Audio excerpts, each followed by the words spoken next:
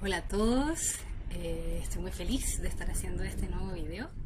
Lo estoy haciendo principalmente porque han habido muchos de ustedes que estaban preocupados por mi estado de salud y querían verme, querían ver que estaba bien, pero ya estoy bien. Tengo más carnecita, me falta un poquitito todavía para llegar a mi peso normal, pero es así muy poquito. Así que les agradezco mucho la preocupación eh, y todos los comentarios que me han llegado. Y quisiera hablarles un poco de eso, en realidad, porque creo que se puede prestar para no sé si malas interpretaciones, pero sí para como motivación para hacer cosas cuando hay que tener mucho cuidado con esto en particular, que es dejar de comer. Entonces, un ayuno solo... a ver, primero creo que me voy a ordenar un poco las ideas. Hay cuatro tipos de ayunos distintos que uno puede hacer. Se puede hacer el ayuno de Pablo, que son 3 días y 3 noches, obviamente, sin comer y sin tomar agua. ¿Ya? Ese es uno. Está el ayuno de Daniel, que es el ayuno de puras frutas y verduras. ¿Ya? Está el ayuno de pan y agua y está el ayuno de agua. El ayuno de agua es un ayuno muy extremo. Es un ayuno que si no te lo está pidiendo Dios, no lo hagas. Es un ayuno que uno ofrece y que uno siente un llamado a hacer, porque es peligroso. Es un ayuno que, más allá de que uno se vaya a morir o no morir en el intento, no hay registros de gente que se haya muerto por un ayuno de 40 días de solo tomar agua. No se trata de eso, se trata de la vuelta del ayuno, que en algún minuto expliqué un poquitito, muy brevemente, porque no tenía mucha energía en el último video como para explicar específicamente eh, como las connotaciones que tiene la vuelta del ayuno. Es bastante difícil. Entonces, primero que nada, es un ayuno que se recomienda que esté monitoreado por un médico. Eh, es un ayuno que no se debe hacer si Dios no te lo está pidiendo. Y es un ayuno que siempre va a depender de la contextura física de la persona que lo está haciendo, porque yo no habría durado 40 días ayunando de esa manera si Dios no hubiese intervenido al día número 24, porque yo ya estaba, o sea, lo pueden ver en las imágenes, pero además de eso, o sea, no se ve mi cuerpo completo, o sea, mis piernas eran así, Auschwitz, como me miraba al espejo y era una cosa impresionante, ¿no? Entonces no, depende de la contextura de la persona, qué es lo que va a ir pasando. Por eso es un ayuno que se recomienda tener chequeo médico antes de hacerlo. Que un doctor te pueda decir, sí, en realidad tú puedes hacer esto y no te va a pasar nada, va a estar bien. ¿Por qué? Porque el punto no es que uno se vaya a morir en un ayuno de 40 días mientras está ayunando. Se puede morir a la vuelta, que eso lo voy a hablar después. Pero lo que sí ocurre es de que, por ejemplo, las vitaminas no están guardadas en el cuerpo, no son como los lípidos, no son como las proteínas que el cuerpo puede ir comiendo de a poco para ir supliendo la falta que tiene de los nutrientes. Las vitaminas no, y al día número 30 las vitaminas ya no se pueden, es como que hay una necesidad imperiosa del cuerpo por vitaminas. Entonces esos 10 días que hay entre el 30 y el 40 son súper importantes y peligrosos en el sentido de la cognición. ¿Ya? Entonces uno puede quedar con secuelas cognitivas por muerte neuronal de ciertas de neuronas, de capacidades, de poder a lo mejor no concentrarse tan bien, no leer tan bien. Eh, Hay hartas cosas que pueden pasar en eso sin vitaminas, ¿ya? Y obviamente si también la cantidad de reservas que hay como de hidrato de carbono, de grasas, proteínas, bueno, y lípidos, todo, que son grasas, pero es un poco difícil, porque si no tienes la contextura para hacerlo, ya en el día 20 y algo, como me pasó a mí, va a empezar como a flaquear un poco la cosa. Entonces, lo digo porque para que no se piense de que cualquier persona que tiene un problema de sentir de que necesita liberación diga, ya voy a hacer un ayuno 40 días, porque no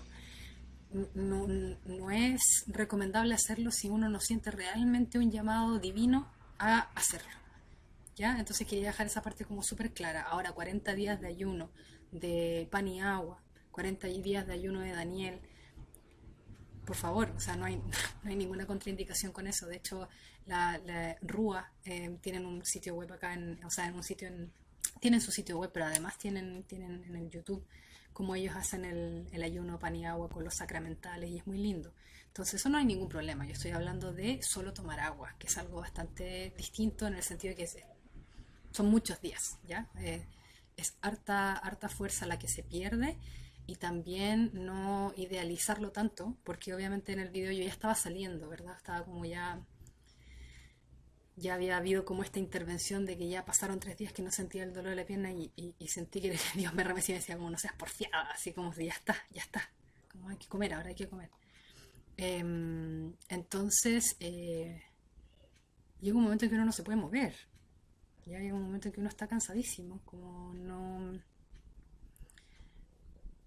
no tienes energía para moverte mucho, o sea, ir al baño es cansancio, como para que se entienda, como los niveles de la cosa y que no se puede hacer solo, ¿ya? Si alguien quisiera hacer algo así y siente que Diosito lo está llamando a hacerlo, tiene que haber alguien que te cuide, porque va a haber un momento en que tú no te vas a poder parar al baño. O si tienes escaleras en la casa, está todo hay un momento en que los ojos empiezan a fallar, como que no puedes enfocar bien, entonces no es así llegar y hacer nomás, ¿ya? Y no se pasa también, como más allá de lo que uno pueda pensar como del hambre, no tiene que ver con eso, tiene que ver con el aspecto cognitivo, ¿ya? Como con cómo no puedes enfocar realmente lo que estás mirando, cómo empiezan como el oído, como empiezan a pasar varias cosas que son cosas a considerar no para tenerle miedo, pero sí para hacerlo responsablemente. Si alguien lo quiere hacer responsablemente porque siente que Dios lo está llamando para hacerlo, por favor, adelante, pero con precaución. O sea, ojalá no estando solo, para que haya alguien, porque en el momento en que uno sale del ayuno, tú necesitas hacer un programa bien estricto de cómo vas a salir del ayuno y en las condiciones en las que uno sale con el nivel de cansancio, en este caso mío, porque yo soy muy delgadita, a lo mejor alguien con una estructura corporal un poco más desarrollada, digamos, podría llegar a cocinarse solo, ¿te fijas? Pero al principio, cuando uno ya sale del ayuno, tienes que tener, por lo menos si es un ayuno de 40 días, tienes que tener una semana de estar tomando el primer día solo 120 ml de jugo de fruta o jugo de verdura. ¿Y quién te va a hacer el jugo de fruta o verdura si no tienes fuerza? Y no tienes fuerza para ir a comprar. Imagínate ir a comprar fruta al mercado en esas condiciones, o sea, no llegas. Te desmayas, entonces no tienes que contar con una otra persona que te cuide en ese minuto del ayuno, sobre todo los últimos días y de la vuelta, porque te van a tener que cocinar, te van a tener que preparar los jugos. Entonces, para hacerlo bien, debería ser, después de 40 días, debería ser una semana de jugo. El primer día de vuelta del ayuno debería ser de juguito, puede ser bueno, de fruta, de las frutas que más les guste. Uva que tiene harta azúcar, porque al principio se necesita harta azúcar porque el cuerpo con el azúcar lo que hace es comenzar a crear de nuevo las estructuras que van a poder digerir lo que viene después, que son los carbohidratos, los lípidos y las proteínas, que son ya compuestos más grandes que no pueden ser como disueltos tan fácilmente. Entonces el azúcar, la glucosa, lo que hace es estructuralmente es dar la energía para que el cuerpo tenga la energía para crear esos sistemas de nuevo, porque ya no existen. O sea, todo el cuerpo se va a cero y deja de funcionar. Entonces ya se pone todo como en stand-by, como si uno estuviera hibernando. Entonces, de hecho, lo más probable es que a las mujeres que lo hacen se les corte el periodo o no lo tengan al mes que sigue o se demore mucho en volver porque hay que volver que el cuerpo tiene que volver a crear todas las estructuras que hacían toda esa pega, como todo ese trabajo, porque el cuerpo se empieza a comer, porque dentro del cuerpo lo más importante es el cerebro. Para el cuerpo lo más importante es el cerebro, porque si tu cerebro no está funcionando bien no puedes caminar, no puedes hacer nada. Entonces, por preservar las funciones cerebrales, empieza a comerse sus propios mecanismos, sus enzimas, se come todo. Se come todo lo que encuentra, todo lo que puede convertir en azúcar, lo toma y lo procesa en pos de mantener el cerebro funcionando. Por lo tanto, todas esas estructuras que podrían fácilmente digerir la comida que uno come, no existen. Por eso que el problema con un ayuno así y el problema que tienen las personas, los niños, por ejemplo, que han estado sin comer mucho tiempo en países en donde hay hambruna, si tú llegas y tú tomas un niño, que en mi época era como el niño de Somalia, si tomas al niño de Somalia y le das comida, ese niño se va a morir. Y se va a morir, ¿por qué? Porque el cuerpo entra en shock. ¿Por qué? Porque no tiene las estructuras para digerir lo que está llegando. Entonces se provoca todo un desequilibrio, no existe homeostasis, y como no hay homeostasis, todos los electrolitos y todo esto que pasa del proceso intracelular se desequilibra y viene lo que vendría a ser como el shock del cuerpo, que puede ser que te falla el corazón, y todo por las cantidades de las cosas que hay. Entonces uno no puede, por ejemplo, meter proteína inmediatamente al dejar de comer, o sea, al comenzar a comer después de un ayuno. Tiene que ser súper gradual y en orden. Tienen que ir en orden. Primero las vitaminas, que es lo que el cuerpo está más así como desesperado por tener, porque no las produce. O sea, perdón, porque no las guarda. No tiene dónde, no es como que uno pudiera decir en el músculo hay vitaminas, no hay. Son de digestión continua. Yo tengo que estar ingiriendo vitaminas para que hayan vitaminas en el cuerpo. No es que las guarde en algún lugar como son los carbohidratos o los lípidos, que otra cosa que se almacenan ya. El cuerpo no almacena vitaminas. Entonces lo primero es vitamina. Entonces una semana de estar tomando juguitos de fruta y de verdura. El primer día 120 ml y desde el segundo día en adelante hasta el día número 7 240 ml de juguito cada 1 hora o cada 2 horas, dependiendo de la necesidad de la persona. No más que eso. Eso es lo otro. Tampoco uno puede así como llegar, salir del ayuno y ponerse a comer así como un plato puré con huevo frito, que era lo que yo quería hacer, porque te va a morir. Existe una cosa que se llama el síndrome de realimentación. Ha sido así como estudiado, o sea, el tema no es algo con lo que se pueda jugar. Entonces ya va la primera semana. Después la segunda semana son platitos de comida así, pero así, enanos. Y son ojalá pura sopita con su papita cocida, zapallito, unas verduritas cocidas. Verduras crudas también se pueden comer, pero platitos no más grandes que eso, cada 1 o 2 horas. Y eso es una semana entera. Y después a la tercera semana la misma comida, pero en un platito un poquito más grande. Y ya a la cuarta semana recién se pueden empezar a meter proteínas, un huevito duro o pescado para los que comen pescado, carne para los que comen carne, en muy poquitas dosis. Eso es a la cuarta semana. Lo último que entra son las proteínas y las grasas. Entonces los lípidos. Entonces se recomienda de que la salida de un ayuno debería durar lo mismo que duró el ayuno, para volver a comer normal. Entonces ustedes hicieron un ayuno de 40 días, bueno, se demoran 40 días, al día número 40 recién pueden volver a comer normal, al día número 40 de estar comiendo, como el juguito y lo demás. Si fueron 24 días como en mi caso, bueno, al día número 24 recién se empieza a comer normal, como porciones más normales y comida más normal, así que no sea como tanto sin aceite y cosas por el estilo. Entonces hay que tener cuidado también después a la salida con la sal para no empezar a retener líquido. Entonces todo un tema, ¿ya? Es un tema que está bien documentado y que se puede encontrar información, y yo estoy tratando de dar lo que más lo que más encontré, y también como verbalizarles lo que me hizo, lo que se me hizo útil, para poder hacerlo bien. O sea, si no, es imposible hacerlo solo. O sea, no pueden, por favor, que quede como eso así. Me preocupa un poco porque yo no lo podría, no lo habría podido hacer sola. No, imposible. No me habría muerto. No se puede. No se puede. No. Es complejo. Es complejo. Entonces, tal vez a lo mejor conocen a gente que no les ha pasado algo así, pero todo va a depender de la contextura de la persona. O sea, si una persona tiene una musculatura y es como un grandote, así como que no gordito, pero sí así como de estructura corporal más grande, capaz 40 días, no le pasa nada, pero todos los organismos no son iguales, y hay que tener cuidado con eso, porque el síndrome de realimentación es real, o sea, existe. La gente se muere, no se muere en los ayunos, pero se muere a la vuelta, porque no sabe cómo volver. Se ponen a comer así como normal, como si no hubiera pasado nada. Y resulta que no tienen las estructuras para degradar lo que están comiendo. Entonces, ese era el primer punto que quería compartirles, para que como que no se malinterprete y no se ocupe siempre como un comodín para la liberación. Si Dios te lo pide, haces un ayuno así. Si no, puedes hacer el ayuno de pan y agua. El ayuno de solo agua por 40 días, un ayuno bastante extremo. Eso como primera cosa. La segunda cosa, agradecerle a todas las personas que se preocupan por saber cómo está mi papá y que me preguntan cómo está él. Él está bien, él bajó de la montaña en enero de este año. Él vive en otro lugar, vive en su casa y ha estado bien y tranquilo ahí, se puso a trabajar y todo, pero cuando pasó esto de la pandemia, bueno, de hecho bajó y cuando bajó se acercó mucho a la iglesia y estuvimos rezando el rosario juntos, hicimos varias cosas, pero lamentablemente con el tema de la pandemia, como yo estoy lejos, él está en otra ciudad, volvió a tomar contacto con las personas de la secta y se reúnen a conversar por videollamada, eh, no sé cuántas veces a la semana, casi todos los días, no sé.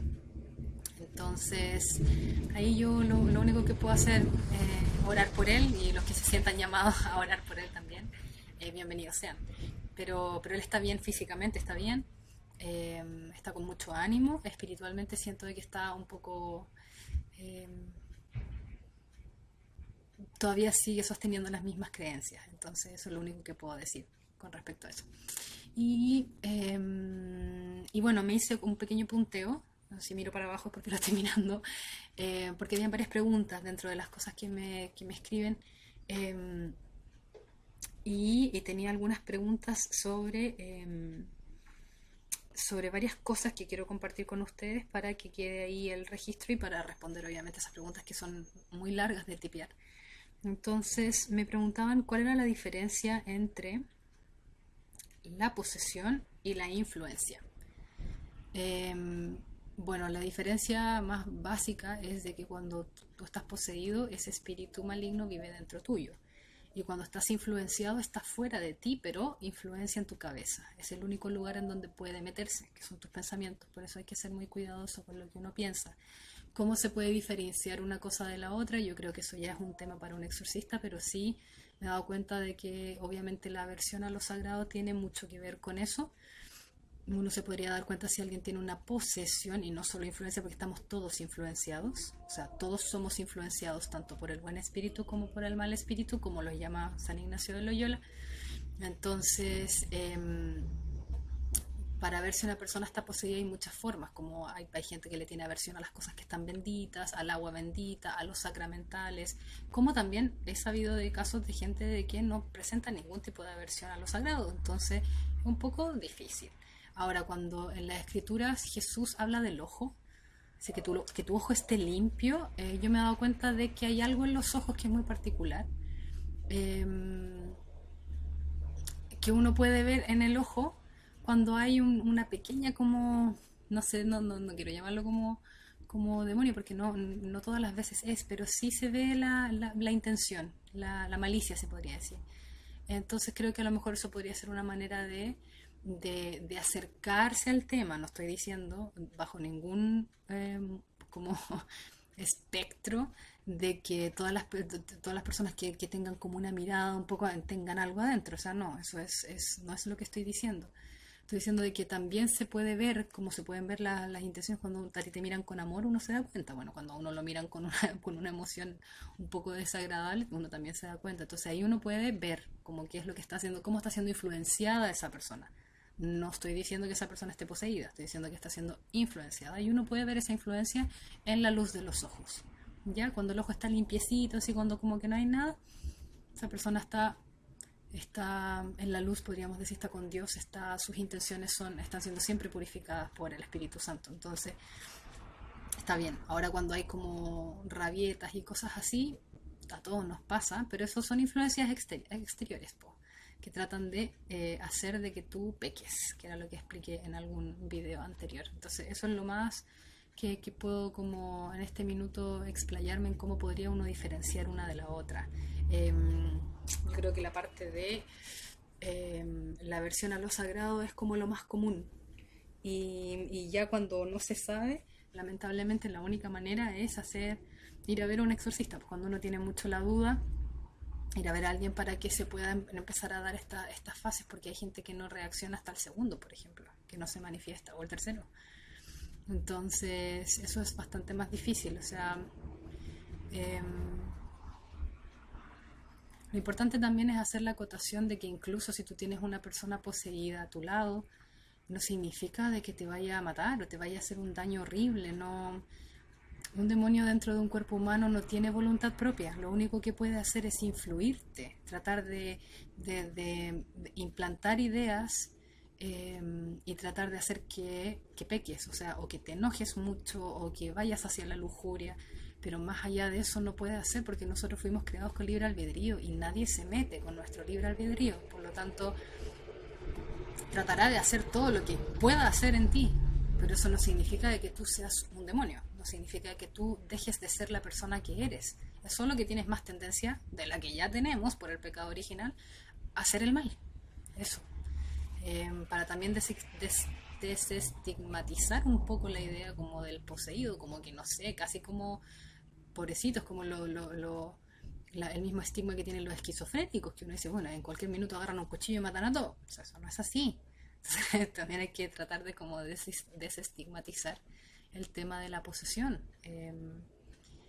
No es, nadie te puede quitar tu libre albedrío, por lo tanto, si tú no eres una persona que haya tenido ninguna tendencia a matar o a hacer el mal, así, muy mal a los demás, no va a ocurrir porque tengas un demonio dentro. Lo más probable es que sí, tengas mucho más rabia, celos, envidia, orgullo, pereza y todos los pecados capitales que uno se puede imaginar, pero más allá de eso no va a pasar. Eso, entonces, también para tener como un resguardo con eso. Y había una serie de preguntas sobre cómo se trabajan los pecados, claro, porque en el último, no en el último, en el penúltimo video hablaba como un poco de que si yo tenía todavía una pequeña falta de perdón, ese demonio se iba a agarrar de ese pecado para no soltarse, claro. Entonces, cómo se hace el trabajo, les quería compartir en realidad un libro que es un muy bello libro y buenísimo, que se llama El combate espiritual y es del padre Lorenzo Scupoli. Y es el libro que durante 19 años San Francisco de Sales, eh, leyó y anduvo trayendo así para todas partes, en todo momento, en todo lugar. Lo leía, lo leía, lo leía, lo leía. Entonces ahí se habla mucho del combate espiritual, cómo uno puede eh, de alguna manera no evitar, pero sí enfrentar los ataques del enemigo. Y es una joya que yo creo que todos podríamos leer, así que se los comparto para que le puedan echar un ojito si les interesa.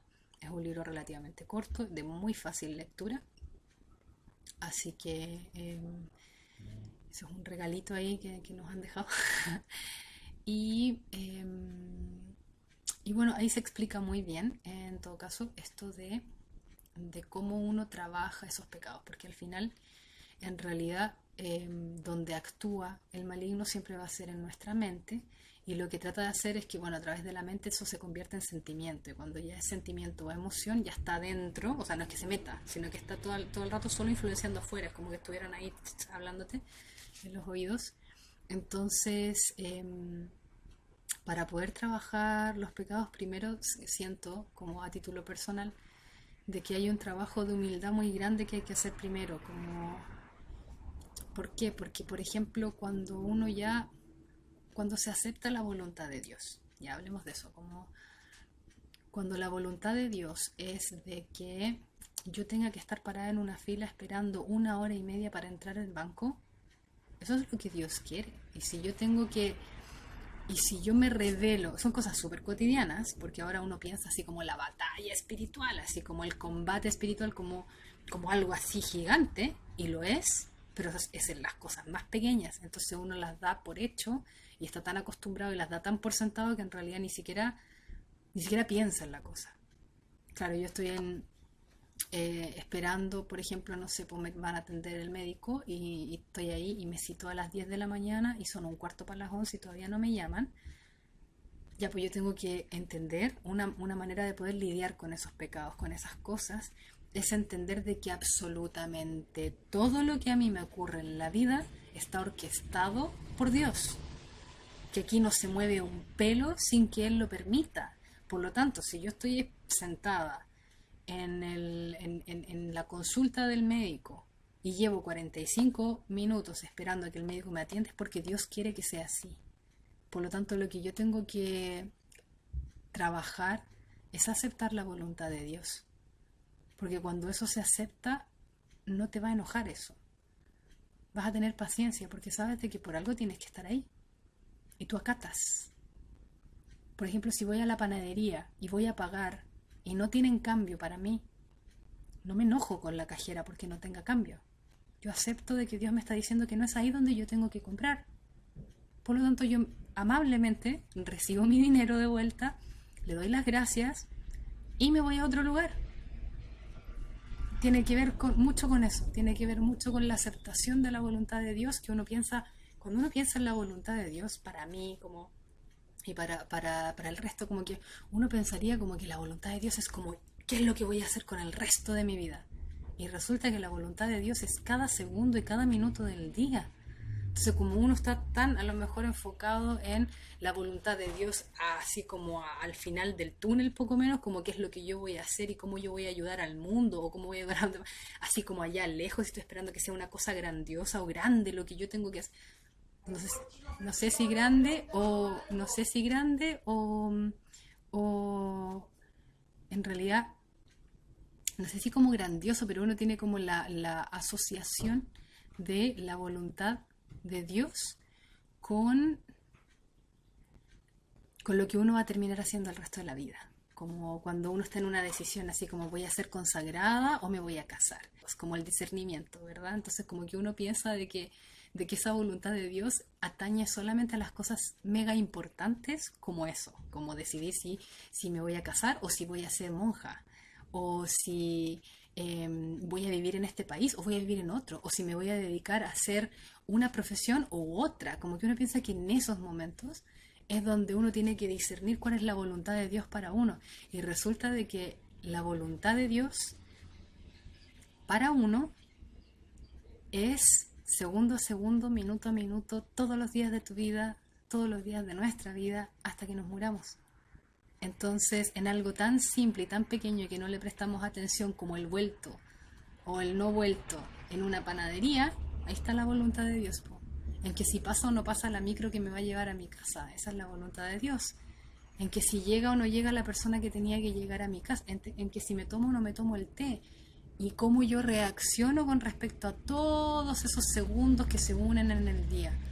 Entonces, si yo estoy constantemente batallando con cuando Jesús habla de niéguese a sí mismo, tome su cruz y sígame, negarse a sí mismo es eso, es que yo niego mi propia voluntad. ¿Cuál es mi voluntad? Que yo me quiero comer esa empanada en esa panadería y por lo tanto tengo plata y quiero pagar y quiero que me den esa empanada y me den el vuelto y yo me la pueda comer.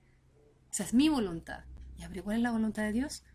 Ahí no te comes la empanada, no en esa panadería y no en esa empanada y capaz ni siquiera empanada para ti hoy. Y ahí el libre albedrío, ¿dónde viene? En que yo elijo cómo reacciono a eso. Y ahí está la negación de mí mismo. Si yo soy capaz de negarme a mí misma, lo que yo voy a hacer es aceptar la voluntad de Dios, que es que yo no como empanada en esa panadería o no como empanada durante el día, con alegría y con amor y con entrega, porque es la voluntad de Dios.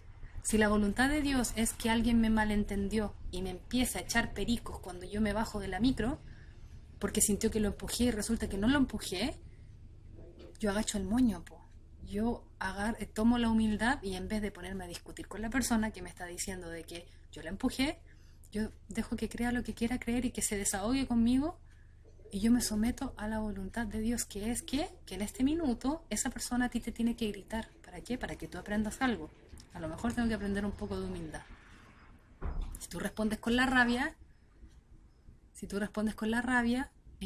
no, no estás primero sometiéndote a la voluntad de Dios y como no te estás sometiendo a la voluntad de Dios, estás pecando. Estás abriendo la puerta para caer en el pecado que podría ser la rabia, la gula, no sé, tantas cosas que hacemos todos los días, como hacer al otro sentir mal, los celos, la envidia. Caemos ahí. Yo diría no sé si se me ocurre alguna excepción, pero por ahora podría decir que caemos ahí siempre porque no aceptamos la voluntad de Dios para nosotros en ese momento. Entonces, como no la aceptamos, hay una cosa como de imposibilidad de negarse a sí mismo, y cuando aparece la imposibilidad de negarse a sí mismo, por eso cuando Jesús dice, niéguese a sí mismo, tome su cruz y sígame, cuando no tenemos la capacidad de negarnos a nosotros mismos, nos salimos del camino, y ahí quedamos abiertos y expuestos a toda la variedad. Para cada uno va a ser distinto porque tenemos diferentes emociones predominantes o defectos predominantes. Entonces, por ejemplo, para uno va a ser la rabia, para otro puede ser la envidia, para el otro puede ser los celos, pero ahí vamos a caer. ¿Por qué? Porque dijimos no a la voluntad de Dios. ¿Y qué hicimos en eso? Nos preferimos a nosotros mismos, nos elegimos a nosotros mismos. Yo me elijo a mí mismo, yo me como la empanada a la voluntad de Dios, que es no, no te la comes, o por lo menos no en ese lugar. Entonces es súper, súper, súper sutil, y es de todos los días y es de cada segundo. Entonces siento que ese es un súper buen ejercicio para no caer en la tentación y no caer en el pecado. Porque si uno está dispuesto a entregar su voluntad, a negarse a sí mismo y decir, ¿sabes qué? Que sea lo que Dios quiera, todos los días en la mañana, que sea lo que Dios quiera, Diosito, el día es tuyo, que sea lo que tú quieras, todo va a ser un regalo para empezar. Vas a estar en la conciencia de que todo lo que te está ocurriendo es un aprendizaje constante, que Dios te quiere mostrar cosas de ti mismo para que las arregles, y vas a ser menos reactivo y no vas a caer tanto en tus pecados habituales, no sé, mentir o estando con esa disposición. Entonces les recomiendo absolutamente que lean el libro, porque es, como les dije, es cortito, son 160 y algo páginas, pero se leen muy rápido porque es de muy fácil lectura y es así atingente a cada una de las cosas y súper fácil de llevarlo a la práctica, en el sentido que se entiende. Ya cuando las cosas no se entienden es como un poco más difícil, ahí uno queda medio flotando, pero eso está muy bien escrito, como muy, muy, muy clarito. Entonces uno lee, ya está. Pero yo creo que está todo relacionado con eso. A título personal es la voluntad de Dios. El punto, el problema que tenemos es de que cuando escuchamos esas palabras como la voluntad de Dios, es como, o hágase tu voluntad, son cosas gigantes, así como la Virgen María diciendo sí a tener al Salvador del mundo, como son cosas muy grandes. Entonces cuando uno piensa en la voluntad de Dios, como que es como que fuese algo muy grande, que lo es, por supuesto, pero es en las cosas más pequeñas de tu cotidianidad, en donde tienes que decir, sí, yo acepto que Dios me está mandando esto en este minuto y me niego a mí mismo y acepto que esto es así. Acepto que tengo que estar 45 minutos en el médico esperando, y así trabajo mi humildad. ¿Quién soy yo para estar demandando que tengan que ser las cosas así cuando yo las quiero, o que me salga todo como yo planeo? Entonces ahí hay un trabajo, pero que siento que parte de el negarse a sí mismo. Y el negarse a sí mismo es eso, no es automutilarse, no es pasarlo mal, no es buscar como el autoflagelo. Eso está mal. De hecho, Dios quiere que seamos felices. No se trata de eso. El negarse a sí mismo no se trata de pasarlo mal, ni de autoinfligirse dolor o de victimizarse, no. El negarse a sí mismo es que la voluntad de Dios prima por sobre la mía. Por lo tanto, si Él quiere que yo haga eso y yo no lo quiero hacer, lo hago. Listo, se acabó. En las en ejemplos tan cotidianos y tan simples como lo que les acabo de compartir. Eso. Y el trabajo de pecados, los libros leídos. Bueno, me preguntaban también qué libros había leído. De los que he leído, bueno, he leído harto, pero en realidad como de los que me han servido muchísimo para lo que está pasando, lo que me estaba pasando a mí, como en mi proceso personal. Por supuesto que la Biblia es el número uno, y este libro que les acabo de decir, y los ejercicios espirituales de San Ignacio de Loyola. También, además de los ejercicios espirituales, estuve leyendo una compilación que se puede encontrar en internet, que hay de María Valtorta, que obviamente, o sea, ella tiene una cantidad de, o sea, es impresionante todo lo que ella escribió, que es como el Evangelio según lo que ella vio, ¿ya? Que también el padre Fortea la recomienda harto. Yo no leí toda su obra porque es el Evangelio, o sea, ella, es como que ella está viendo todo lo que está pasando y lo cuenta con mucho detalle. Entonces hay como espacio en que nosotros tenemos en la Biblia en donde aparece Jesús dijo esto otro, pero ella tiene como los entremedios, qué iba pasando entre medio de las cosas. Entonces yo no me he leído todo, pero lo que sí hice fue, encontré una compilación que era solamente, claro, obviamente porque me interesaba y por el tema en el que yo estaba metida, una compilación que estaba relacionada solamente con los demonios, con todas las veces en que María Valtorta escuchó a Jesús hablar sobre los demonios. Entonces eso se puede encontrar en internet, uno puede tipear María Valtorta demonios y va a aparecer en realidad como todo, es una sola página que uno la va leyendo así enterita. Y eso estuvo muy bueno, estuvo súper esclarecedor y muy lindo leerlo. Y creo que en cuanto a lecturas, eso ha sido lo más fundamental. Sí. La Biblia, lo de María Valtorta, los ejercicios espirituales de San Ignacio de Loyola, y este libro que les acabo de compartir. Eh,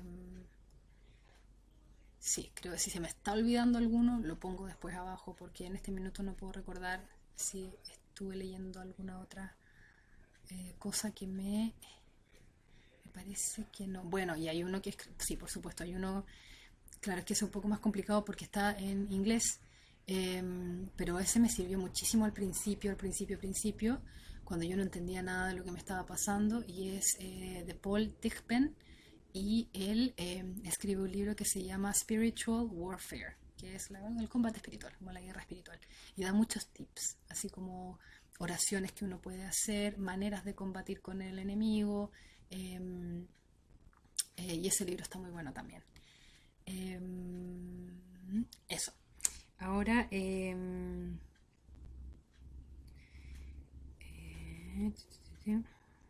la última cosa que me preguntaban, claro, porque me preguntaron por la misa diaria, sí, yo asistía a la misa diaria hasta que empezó la cuarentena estricta, y ahí lo estoy viendo por internet, porque no puedo ir a misa, están todas las iglesias cerradas, pero sí, el tema de la rutina de oración, eso era lo otro que me habían preguntado, cuáles eran las cosas que yo estaba como orando, que ocupaba o que oraba. Yo en realidad tengo una manera de oración que fue entregada a mí por una misionera idente.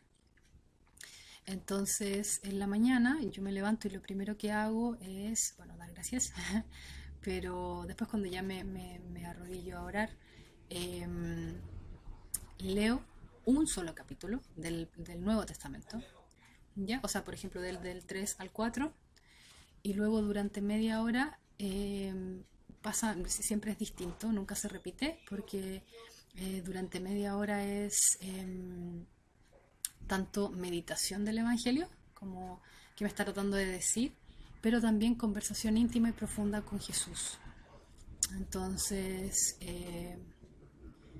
me quedo media hora escuchando, porque normalmente uno habla mucho, entonces, pero no escucha tanto lo que él tiene que decir o cómo quiere mostrar lo que necesita saber. Entonces hago el ejercicio de, si tengo algo muy como importante que está metido en mi cabecita o en mi corazón, claro, se lo puedo decir, pero siempre va a ser algo muy pequeñito, o sea, como va a ser corto. A él, he escuchado muchas veces de que a él le encanta escuchar, que le contemos y que no asumamos de que él sabe todo lo que nos pasa, o sea, contarle. Entonces, cuando hay cosas muy importantes o cosas muy que me tienen así o contenta o conflictuada, siempre se lo cuento, pero después estoy en silencio para escucharlo a él. Y tomé la costumbre de decir como la santa, decir, eh, habla Señor que tu sierva escucha. Entonces, y ahí me quedo escuchando. Tengo un cuadernito donde tomo apuntes cuando son ideas, cosas así muy potentes que me está diciendo. Eh, y, y eso, y lo escribo. Escribo esto que siento y que escucho. Eh, con mi corazón, por supuesto. Eh, y, y después de esa media hora, yo rezo, hago doy gracias nuevamente. Esto es como toda una conversación, es como una conversación en verdad. Doy gracias y después planteo todas mis peticiones. Una vez que ya he tenido como esta intimidad, todo lo que siento que es importante pedir para el día, para los demás, cosas para mí, no cosas, pero ayudas en cosas que me cuestan, y peticiones en general también por el mundo. Y una vez que he hecho eso, después ofrezco el rezo del rosario por todas esas peticiones. Entonces rezo mi rosario. Y cuando termino el rosario, hago unas oraciones que, que van variando, pero eh, hago la oración de la Santísima Sangre de Jesucristo, hago la oración del Arcángel San Miguel, hago la oración de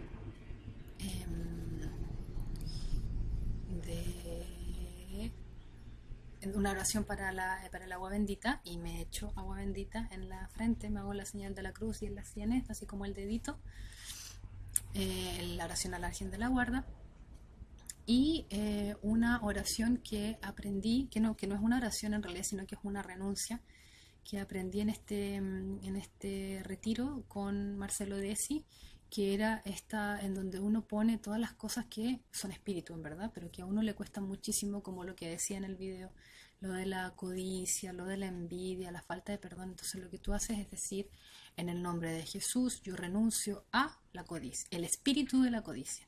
En el nombre de Jesús yo renuncio al espíritu del miedo. En el nombre de Jesús yo renuncio al espíritu de la arrogancia. En el nombre de Jesús yo renuncio, así. Y vas haciendo tu listita de los que son particularmente conflictivos para ti y renuncias. Entonces hago la renuncia y después termino con una oración que es para... no es de sellamiento, sino sí, es una oración como de sellamiento en contra de Satanás y de todas las influencias malignas para mí y para mi familia. Y con eso termino la oración de la mañana. Después a las 3 de la tarde hago la coronilla de la Divina Misericordia y luego en la noche hago el rosario a Dios Padre. Esa es la estructura de mi oración ahora. Antes también eran 3 veces al día, pero oraba también, hacía la liturgia de las horas, que se supone que es obligación para todos los católicos. Entonces yo lo hice durante un año, alrededor de un año. Y es preciosísimo hacerlo, porque va cambiando todos los días y los salmos son preciosos y los himnos también, las oraciones son muy, muy, muy bellas, las recomiendo muchísimo. Yo la única razón por la que ahora lo estoy haciendo en la noche, hago la parte de las completas y las vísperas, pero no hago la parte de la mañana porque reemplacé esta media hora de comunión con la lectura, porque si no empiezo el día estoy estudiando, hago varias cosas, entonces... Eh, es harto tiempo que estoy feliz de dedicar, pero de una sola vez en la mañana es un poco... Siento que uno va mutando también, como no es que vayas mutando mal, sino que hay cosas que te sirven para ciertos momentos y después te van sirviendo otras. Entonces yo durante un año hice la liturgia de las horas las 3 veces al día que se piden y que se hacen normalmente, porque en los monasterios se hacen más veces, pero para los laicos es así. Entonces ahí las hacía así, y ahora estoy haciendo solamente las últimas 2 porque en la mañana siento que me nutre muchísimo y es muy bello esa como comunión eh, con Jesús. No siempre es media hora, hay veces en que es mucho más y hay veces en que es un poquito menos, pero es muy bello. Entonces me quedé con eso. Y eso. Entonces eso sería como mi estructura. Tengo muchas oraciones y pasé por mucho, o sea, estoy diciéndoles ahora que esa es mi estructura como de oración del tiempo presente, pero o sea, tengo muchas oraciones de liberación, muchas, que las saqué algunas de YouTube, otras de siempre con el respaldo o sea, buscando que estuviesen respaldadas por la iglesia, por supuesto, porque hay muchas cosas dando vuelta que no tienen ni mucho pie ni cabeza, entonces uno de repente se equivoca. Pero del padre Gabriel Amorth, él tiene muchas oraciones de liberación que son muy buenas, entonces también hacía de esas.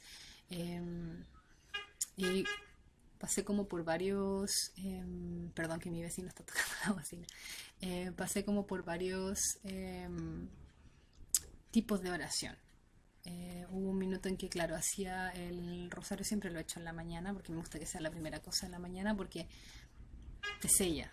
O sea, te deja como muy protegido. Marino Restrepo dice de que cada uno de los Ave Marías que uno reza en un rosario es como un palito que tú vas poniendo de un cerco, que cuando terminas el rosario se sella y se cierra y te mantiene protegido de todas las influencias malignas para ese día. Entonces, siempre he tenido la, la consideración y las ganas de hacerlo como la primera cosa en la mañana, como que lo hago en la mañana. Entonces, antes, claro, pues hacía la liturgia de las horas, hacía después el rosario y después hacía el exorcismo del arcángel San Miguel, completo. Entonces han ido variando las oraciones y yo creo que para cada uno es siempre igual, como o sea, siempre igual en el sentido de que siempre van variando, porque las necesidades espirituales no son siempre las mismas, entonces uno va encontrando cosas en el camino que le sirven para ciertos periodos y después ya puede moverse a otras. No estoy diciendo que sean como jerárquicas, sino que uno se va moviendo nomás. Y creo que esas son las que recuerdo de haber hecho antes también. La oración del Espíritu Santo, eh, hice en algún minuto también el rosario para las almas del purgatorio, eh, y así. Como que creo que uno va encontrando sus propias devociones, pero siento que lo más importante de todo, que me gustaría como dejar eh, a lo mejor como un pequeño testimonio de eso, es de que más allá de todo uno puede estar lleno de devociones, lleno de devociones.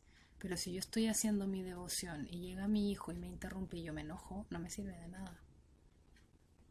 Preferible que no la hiciera, que hiciera otra cosa. Entonces cuando uno no tiene tiempo para orar, escucha al Padre Luis el otro día que dijo algo tan lindo, si usted no tiene tiempo para orar, eh, Padre Luis de Chile por si acaso, si no tiene tiempo para orar, que su vida sea una oración. Trate bien a sus hijos, trate bien a su esposo, que su vida sea amor, sea amable con el vecino, ayude a su... ¿Se fija? Entonces, si yo voy a estar muy centrado en las devociones, pero en realidad en mi actuar no sé, es como que la oración fuese un paréntesis entre medio de mi día, no lo estoy haciendo bien. Se supone que la oración debe ser constante. Mi vida es una oración. Yo porque quiero y me gusta, elijo sentarme o arrodillarme a tal hora a hacer tal cosa. Pero que eso no sea tu sola oración, tu sola comunicación con Dios, sino que eso es el motor para que esa oración continúe durante todo el día.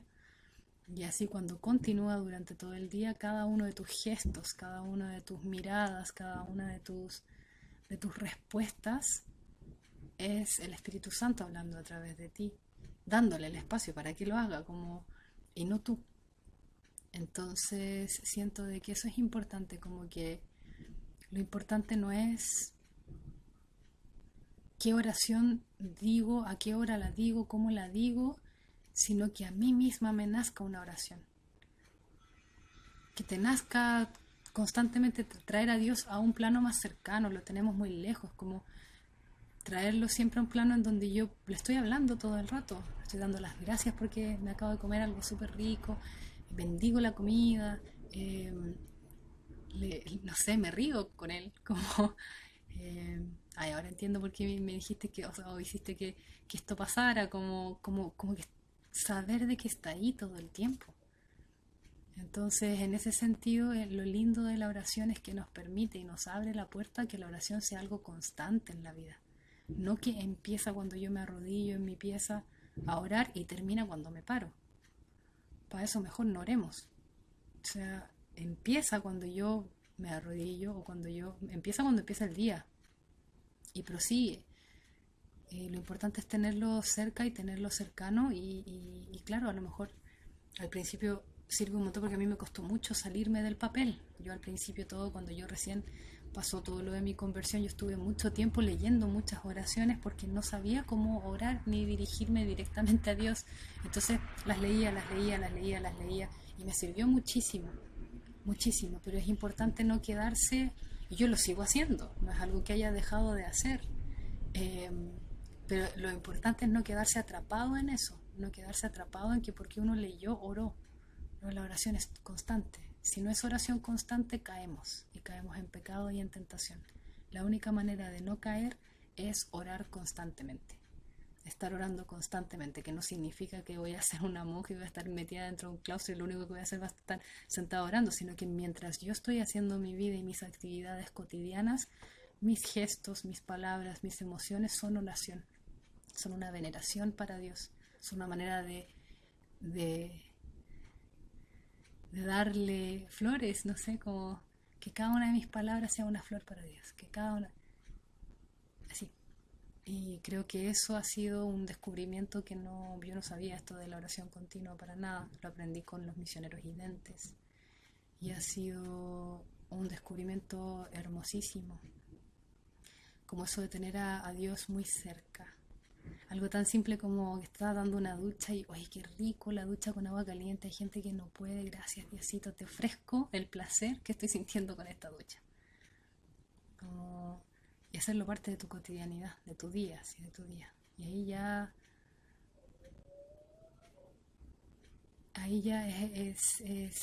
es más fácil no caer, siento yo. No es que no es que sea fácil no caer, no lo es. Estamos todas constantemente siendo atacados, pero es más ameno, se podría decir, como saber que Él está ahí contigo y que tú no estás luchando solo.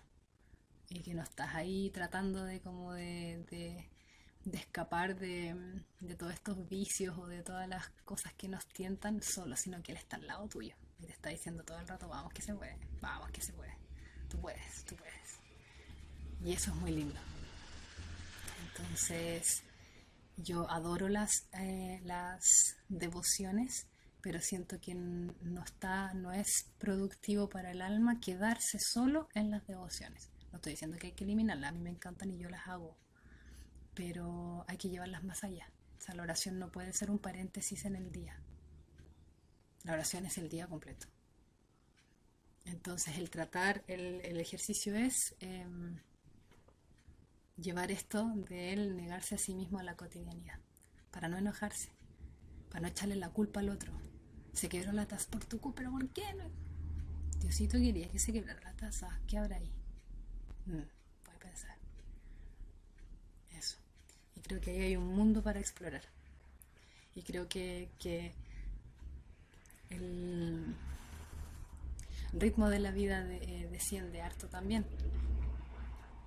Eh, y eso, creo que eso es de todo lo que me preguntaron. Eh, sí, qué oraciones hacía y todo eso. Así que creo que ahí quedó, lamento, en realidad, bueno, no sé si lo lamento porque si fue así es porque tenía que ser así, pero pensé que iba a ser un video más corto y ya voy en 52 minutos, así que les dejo un abrazo, una sonrisa y espero que estén muy bien y que Dios los bendiga muchito, muchito, muchito, muchito. Y nada, muchas gracias por todos sus comentarios, muchas gracias por estar acá y por compartir. Así que eso, un abrazo grande, muchas gracias. Gracias Diosito, gracias Jesús. Para poder hacer esta oración es importantísimo tener un director o directora espiritual. Y si no tienen uno, un sacerdote de confianza que ustedes o sea, de su confianza me refiero, que sea cercano a ustedes, al que le puedan contar cosas. ¿Por qué? Porque muchas veces en la oración se escuchan cosas que vienen de ángeles caídos y tiene que haber alguien ahí que a uno lo pueda guiar en determinar si eso que uno está escuchando, sintiendo, es verdaderamente o fidedignamente de Dios o de un espíritu maligno. Entonces es importante que esa parte, esa oración, si es que hay alguien interesado en hacer ese tipo de oración, es importante que si por ejemplo justamente tienen como, si lo está empezando a guiar o en la toma de decisiones, que pase por un director espiritual primero, antes de tomar una decisión, antes de decir si esto es lo que me está diciendo, ¿ya? Me disculpo por no haber hecho la aclaración mientras lo estaba hablando, porque es bastante importante, por supuesto, pero se me fue completamente. Pero eso es algo muy importante, es algo que no se puede hacer así como creer inmediatamente que todo lo que estás escuchando viene directamente de Jesús. Eso es un peligro, ¿ya? Eso, quería aclarar eso y también aprovechar de mencionar una oración también que ocupé muchísimo, que la encuentro preciosa y es súper potente. Es una oración, pero muy, muy, muy, muy, muy, muy, muy potente. y es la oración de San Patricio contra los malos espíritus. La oración de San Patricio es increíble, es larga, porque hay una versión corta, pero les recomiendo la larga. Es larga, pero vale la pena increíblemente. O sea, es maravillosa, es maravillosa, maravillosa, maravillosa. Eh, Así que eso, perdón por que hubiese quedado como un video aparte, pero me di cuenta después y no podía dejarlos ahí sin esa parte de la información. Así que espero que estén muy bien, muchas gracias por todo y cuídense muchito y que Dios los bendiga. Chao.